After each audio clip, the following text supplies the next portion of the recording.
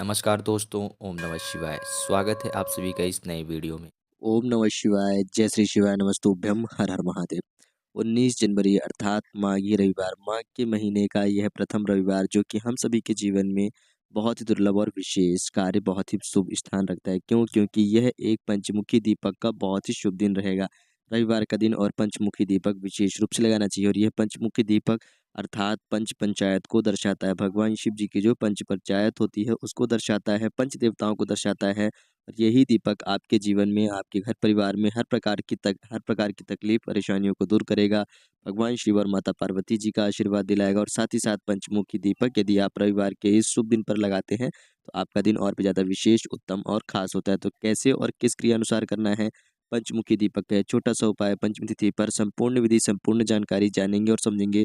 पूज्य गुरुदेव जी की अनुकंपा कृपा से कि भगवान महादेव, माता पार्वती जी की कृपा प्रदान करते हुए माघ के इस पवित्र महीने में रविवार के दिन पर इस पंचमुखी दीपक को कैसे प्रज्वलित करेंगे। तो चलिए वीडियो में आगे बढ़ते हैं, संपूर्ण विधि, संपूर्ण जानकारी जानते हैं और समझते हैं। प्लीज़ वीडियो में आगे बढ़ने से पहले वीडियो को लाइक अवश्य रूप से करें और साथ ही साथ यदि आप चैनल पर नए हैं या फिर आप हमारी आवाज़ पहली बार सुन रहे हैं, तो चैनल को सब्सक्राइब अवश्य रूप से करिएगा और वीडियो में हर हर महादेव, कमेंट में हर हर महादेव, ओम नमः शिवाय या फिर जय गंगे मैया ज़रूर रूप से लिखिए, क्योंकि माघ महीने का यह पवित्र और शुभ अवसर चल रहा है, जो कि हम सभी को पता है बहुत ही अच्छे से कि 144 वर्ष बाद यह माघ का पावन पर्व आया है।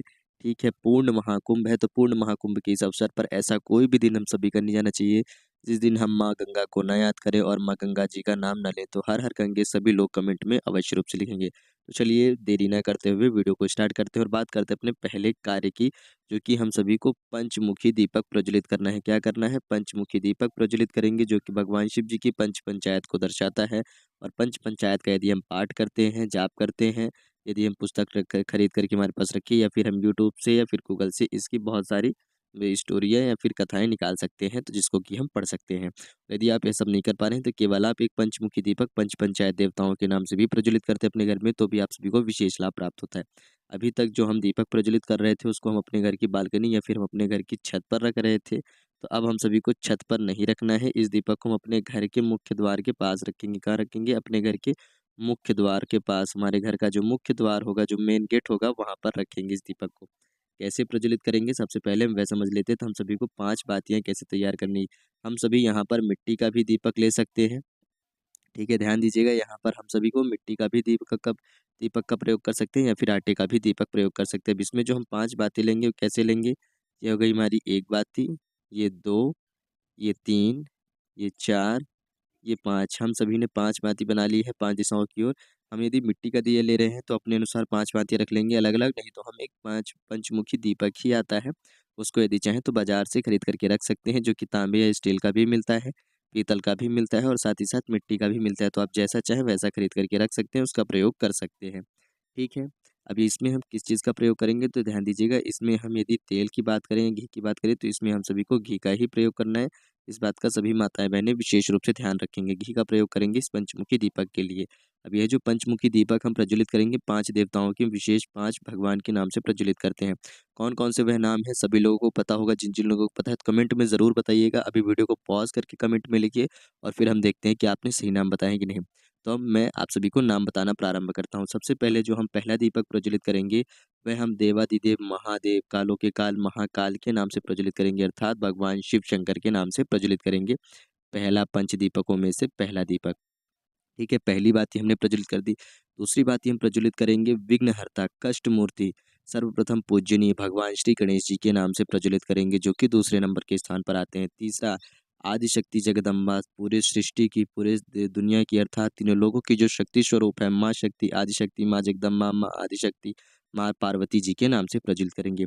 तीसरे, इस पूरे विश्व को चलाने वाले संचालक, संसारक, यानी कि इसको जो ऑपरेट करते हैं, जो चलाते हैं, इसका जो पालनहार करते हैं, प्रभु श्री हमारे कृष्ण, अर्थात नारायण स्वरूप भगवान विष्णु जी, जो कि इस पूरे विश्व के पालनहार हैं। पाँचवाँ और सबसे अंतिम, इस पूरी सृष्टि को, पूरे विश्व को, पूरे ब्रह्मांड को अपनी शक्ति, अपनी ऊर्जा से रोशनी में, चमकाने में और तेजहीन यानी कि शक्ति में, किरण में शक्ति प्रदान करने वाले हमारे देवाधिदेव सूर्य देव जी हैं, जो कि अपनी किरणों से, अपनी ऊर्जा से पूरे ब्रह्मांड को, पूरी सृष्टि को जगमग करते हैं, रोशनी प्रदान करते हैं। तो यह 5 दीपक इन 5 देवताओं के नाम से प्रज्वलित की जाती हैं। ध्यान दीजिएगा, पहला दीपक पहला दीपक कौन से नाम से? पहला दीपक भगवान महादेव जी के नाम से। दूसरा दीपक कष्टमूर्ति संकटहर्ता यानी कि विघ्नहर्ता प्रथम पूजनीय भगवान श्री गणेश जी के नाम से। तीसरा, हम सभी को शक्ति चाहिए होती है किसी भी प्रकार को, किसी भी कार्य को करने के लिए, किसी भी चीज़ में जो शक्ति प्रदान होती है उसके लिए माँ जगदम्बा, माँ पार्वती जी को याद किया जाता है। चौथा, किसी भी चीज़ को चलाने के लिए कि किस कार्य से किस तरीके से जो नियति होती है कि कौन से कर्म कहाँ पर आएंगे, कि जिसे हम नहीं कहते कि ये तो विधि का विधान है, किस्मत का लेख है। यह जो कार्य है कौन करते हैं? नारायण देव करते हैं। कि इसकी जो लीलाएं होती हैं वह कौन करेगा? नारायण देव। तो कौन सी क्रिया किसका अनुसार चलेगी? वह सारा कार्यभार नारायण देव संभालते हैं। तो चौथा दीपक हम सभी को समर्पित होता है हमारा सभी का भगवान नारायण देव के लिए, अर्थात भगवान विष्णु जी के लिए। और पांचवा दीपक हम सभी को समर्पित होता है सूर्य देव को, जो कि पूरी सृष्टि को, पूरे ब्रह्मांड को अपनी रोशनी से, अपनी ऊर्जा से, अपनी तेज से जगमगाते हैं, अर्थात रोशनी पूर्ण करते हैं अंधकार को दूर करके। तो यह पांच दीपक पांच देवताओं को नाम लेकर के हम समर्पित करते हैं। यदि पंच देवताओं के इस जाप को भी हम पढ़ लेते हैं तो और भी ज़्यादा विशेष होता है। अन्यथा यह पंचमुखी दीपक बस मात्र हम समर्पित कर देते हैं अपने घर में सुबह में, शाम में, सुबह 10 बजे तक में हम कभी भी समर्पित कर सकते हैं इस दीपक को, या फिर कहें तो 12 बजे तक में समर्पित कर सकते हैं।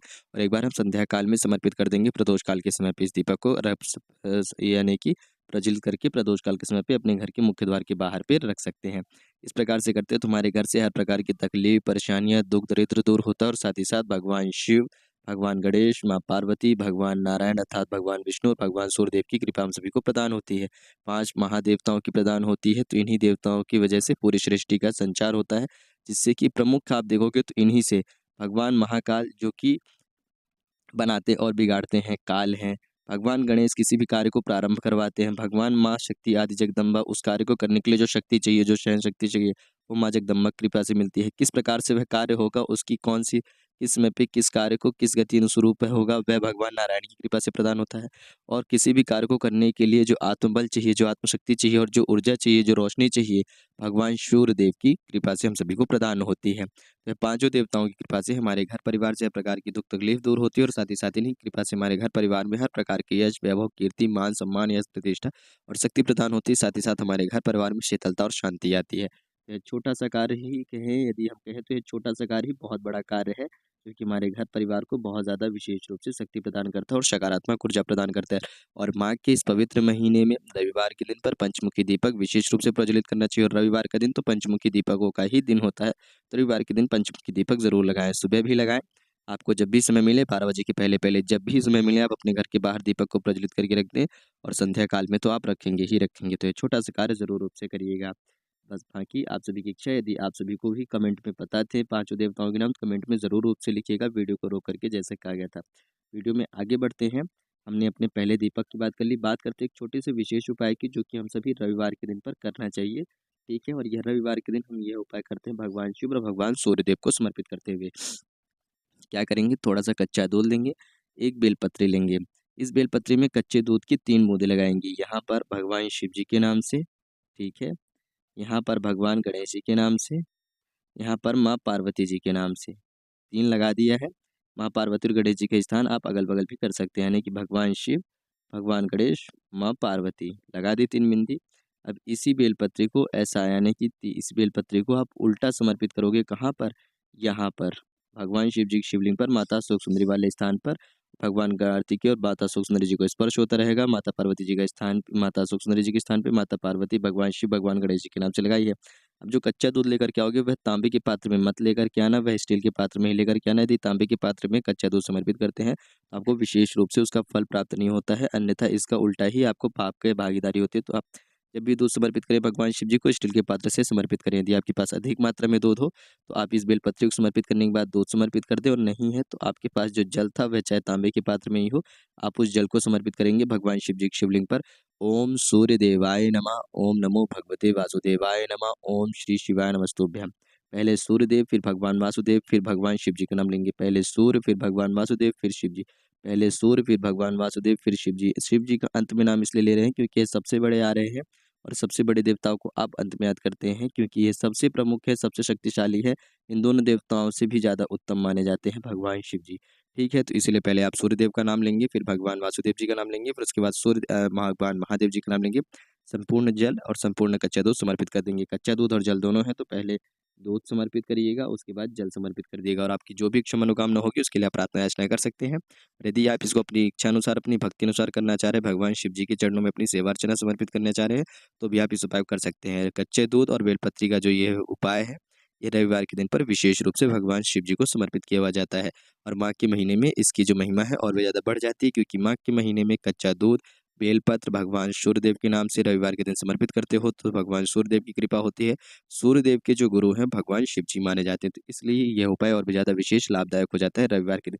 ये छोटा सा उपाय ज़रूर रूप से करिएगा। इस उपाय को कोई भी व्यक्ति कर सकता है, स्वयं के लिए भी कर सकते हैं, अपने बच्चों की खुशहाल में जीवन के लिए, उनके आने वाले किसी भी कार्य क्षेत्र में सफलता प्रदान करने के लिए, अपने जीवन में आने वाले किसी भी कार्य क्षेत्र में सफलता प्रदान करने के लिए, अपने बिगड़े हुए काम को, रुके हुए काम को बनाने के लिए भी आप सभी ये छोटा सा कार्य, छोटी सी विनती, छोटी सी प्रार्थना कर सकते हैं महादेव जी से, तो अवश्य रूप से करिएगा। परंतु इस बात का ध्यान रखें कि जो आप जल समर्पित करोगे वह तांबे की लोटे से कर सकते हो, परंतु जो कच्चा दूध है, यानी कि जब भी आप दूध समर्पित करते हो वह केवल स्टील के पात्र से ही समर्पित करोगे, तांबे या पीतल से आपको नहीं करना है।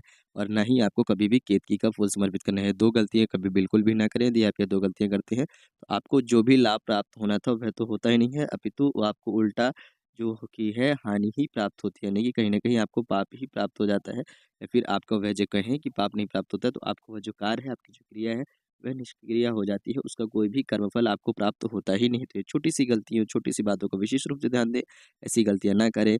और पंचमुखी दीपक तो ज़रूर रूप से लाइएगा। यह दीपक बहुत ही विशेष हो जाता है माघ के इस रविवार के दिन। तो कैसे करना था, किस क्रिया अनुसार करना था, संपूर्ण विधि, संपूर्ण जानकारी जानी है पूज्य गुरुदेव जी की ही अनुकंपा कृपा से, तो उम्मीद करते हैं आप सभी समझ गए होंगे।